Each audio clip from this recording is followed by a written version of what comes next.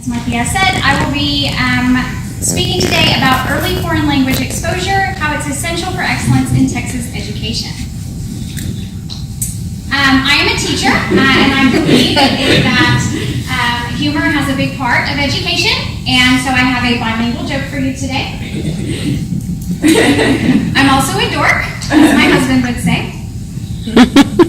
Malcolm X once said, "Education is the passport to the future, for tomorrow belongs to those who prepare for it today." Texas educators work diligently, preparing today's learners for tomorrow's challenges. But in the field of foreign language education, we're falling short, myself included, as hard as that is to admit. An overwhelming number of Texas schools are introducing foreign language during middle school and high school, too late for students to develop real proficiency in the language. Districts should be using the formative elementary years to build a stable base on which to form strong linguistic proficiency. The purpose of this presentation is threefold. One, to debunk the myths associated with simultaneous bilingual education as a limiting factor of educational progress during formative years. Two, to provide evidence of the benefits of bilingual education as it pertains to non-elective curriculum subjects. And three, to propose low-cost strategies for implementing quality dual language education. There are variations of the definition of the phrase bilingual education. This presentation focuses on a model that results in bilingualism and biliteracy in English and Spanish for all students, which in some contexts is referred to as dual language instruction. The Texas Administrative Code, TAC, requires that each district with more than 20 students with limited English competency offer a bilingual education program so that all students have the opportunity to be competent in English communication skills. The Texas Essential Knowledge and Skills, the TEKS, are rules that guide the curriculum and standards of the entire Texas education system and require that all students complete a minimum of 2 years of study in the same foreign language. Via the TEKS, the state provides this recommendation. According to the National Standards for Foreign Language Learning, advanced level language proficiency is necessary for college and career readiness. To that end, students should have uninterrupted, consistent access to early standards-based learning experiences in languages other than English. School districts are strongly encouraged to offer languages other than English in the elementary grades, in immersion or foreign language in elementary schools, FLES, settings with consistent and frequent exposure. Every district in Texas has the power to decide how to accommodate these requirements, and some have chosen to use the dual language model to achieve two goals with one program: to teach English to Spanish-speaking students and Spanish to English-speaking students. The Foreign Language in Elementary Schools, FLES, is the model that I strongly believe all schools should use to teach all Texas students. Harry Singer, 1956, offers a list of long-standing myths and concerns about bilingual education that are still prevalent today. So I was reading this list and I'm thinking 1956, there's no way any of this could possibly apply. All of it applies today. The first myth is that bilingualism slows cognitive development. While some research shows that bilinguals have smaller contextual vocabularies than monolinguals, they also have demonstrated that language develops at the same rate for all speakers. In fact, according to King and Fogel 2006, there's no empirical evidence that links bilingualism to language delay of any sort. Myths 2 and 3 are that bilingualism interferes with education progress and the thought process itself. Bialystok and others give multiple examples of advantages bilinguals have over monolinguals in many areas of cognitive performance: cognitive control, interference suppression, which is ignoring misleading information, rule and tendency inhibition, selective attention, executive control, and mental flexion. For everyone out there that's not a psychology major or a psychologist, this means that bilingual brains filter information more effectively and are more flexible than monolingual brains. The last myth is foreign language study is an unnecessary burden on an already burdened curriculum. I expected to buy into this because I'm a teacher and there's always too much to cover.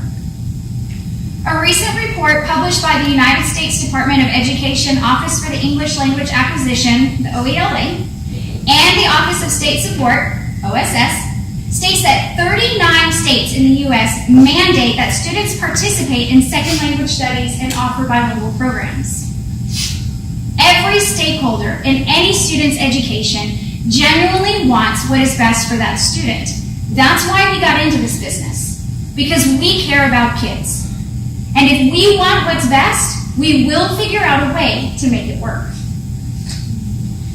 The Texas Education Agency, TEA, records 8,377 regular schools currently in Texas. This includes all levels K through 12, but excludes alternative and disciplinary programs such as DAEP and JJAEP. The number of schools currently offering bilingual programs varies depending on the source that you look at. A Dallas Morning News article cites the National Association of Bilingual Educators, the NABE, saying that there are 700 bilingual programs in Texas. There are currently 279 schools registered on duallanguageschools.org, which is a voluntary reporting site with information about bilingual schools nationwide. The Center for Applied Linguistics Directory of Foreign Language Immersion Programs in U.S. Schools records 11 Spanish immersion programs registered in Texas, and their Dual Language Program Directory records 78 registered programs in Texas. At the same time, the OELA and the OSS reports that there are 360 schools in Texas using a dual language instruction model. Most of them are using the Gomez and Gomez model that Michelle talked about earlier today. So if we take the biggest number, which was 700, it sounds impressive, but it actually translates to less than 10% of Texas schools currently offering dual language programs. Regardless of the source that you choose to believe, 711, it's obvious that the majority of Texas schools follow the model of implementing second language studies beginning in middle and high school. According to John G. Bordy, 1971, the hours of exposure to a foreign language are important for developing competency. He cites the Peace Corps and the Foreign Service Institute as examples. The Peace Corps requires 300 to 400 hours of study, and the Foreign Service Institute up to 2,000 hours of intensive study before sending people off to work in their jobs. Most Texas students, however, receive about 256 hours of instruction. And that number assumes that there are no classroom interruptions, no student or teacher absences, or other barriers to learning that occur. And every teacher and professor in here knows that every day in the classroom is a picture of perfection. Gladys Lipton, 1994, gives 6 research-based reasons to begin language instruction earlier, especially before the age of 10. Reason number 1. Children have the ability to learn and successfully pronounce the sounds of a foreign language. Sapon, 1952, supported this with psychological evidence of children's changing auditory processes, which affects the sounds they can hear and reproduce. According to Lipton, we might say that learning a second language is not a window that slams shut. It just becomes harder to open. Reason number 2. Children that have studied a second language receive better scores on standardized tests than students who have not. Cooper, in 1987, linked second language study with improved SAT verbal scores. Reason number 3. Children who have studied foreign language demonstrate abilities in the areas of flexibility, creativity, and critical thinking.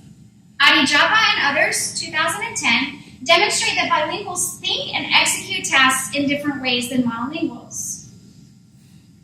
Research has shown that bilingual brains actually work differently than monolingual brains when performing the exact same tasks.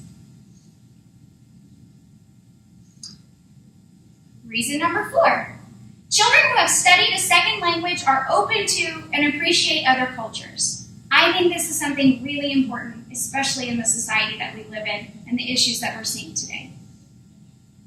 Reason number 5. Children who have studied a second language have better self-esteem and concept of success in school. And the last reason, number 6, early second language study helps with secondary and post-secondary studies. We teach them early, they succeed more when they come here. let's talk about the barriers to implementation and some strategies to overcome them. Barrier number 1, attitude. Myths and misunderstandings are a barrier in and of themselves because they affect the attitude of much of the population. We as educators, both monolingual and bilingual, have to teach everyone the benefits of bilingual education and how it affects the United States and globally to have a bilingual society. We have to teach everyone to value bilingualism. It's true. Oh, something didn't print.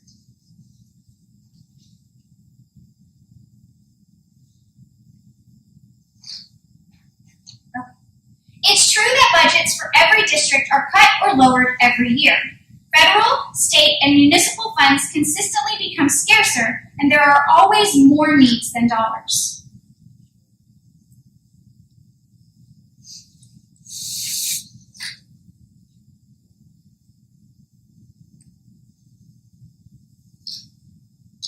Texas offers a 15% incentive for every student enrolled in a bilingual program, but it is possible to implement a program that introduces Spanish for all students without investing thousands of dollars.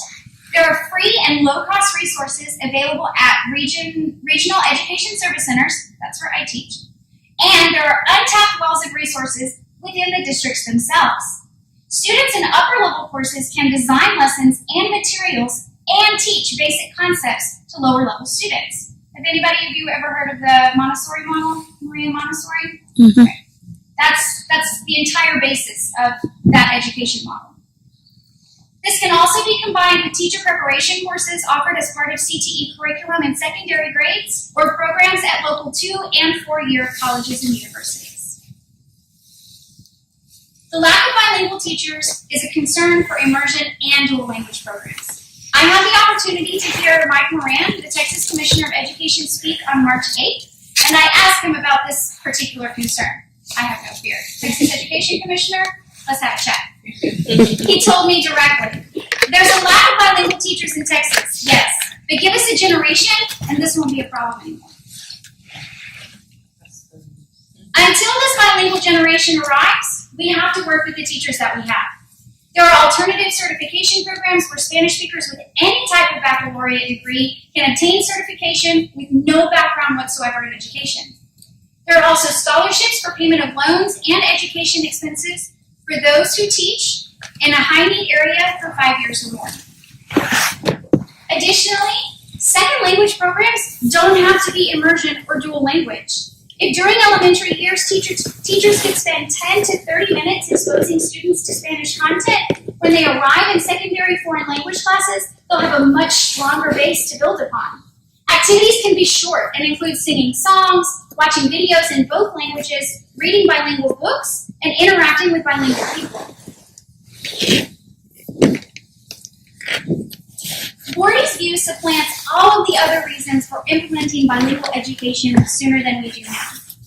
If school expediency is of considerable significance due to the unavailability of teachers, funds, or similar reason, the actual rate of language introduction is of less importance than the establishment of a continuous sequence of offerings which will provide the requisite amount of exposure time, at least 30 minutes a day, for the appropriate period needed to achieve the desired proficiency. This period is usually held to be 4 to 6 years of academic exposure for such goals as social communication, job-associated competencies, and the like. Therefore, if we want to achieve the extraordinary goal of all students graduating with an advanced proficiency in 2 languages, we have to give them enough time to learn and practice all of those skills. We have to work together to educate everyone about the benefits of being bilingual and how these skills relate to the future success of everyone. Thank you for your time and attention.